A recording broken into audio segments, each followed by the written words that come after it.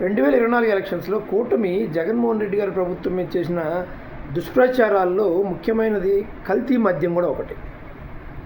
ఈ కల్తీ మద్యం మీద ఆశ్చర్యకరంగా కేంద్ర ప్రభుత్వం ఒక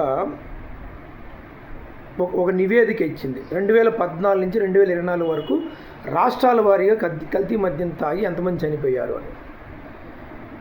2014 నుంచి 2018-19 వరకు 330 మందికి పైగా ఈ రాష్ట్రంలో, ఆంధ్రప్రదేశ్ రాష్ట్రంలో చనిపోతే, ఆశ్చర్యకరంగా జగన్మోహన్ రెడ్డి గారి హయాంలో 2020-2021లో మాత్రమే 45 మంది చనిపోయారు.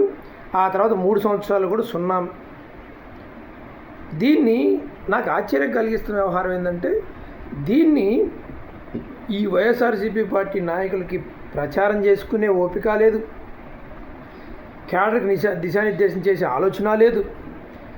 దీని మీద అదేదో అన్నట్టు ఏబిఎన్ రాధాకృష్ణ అన్నట్టు బొంబాట్ చేస్తే ప్రజలకు విషయం తెలుస్తుందని చెప్పి ఆలోచన చేసే నాదుడే లేడు ఈ పార్టీలో.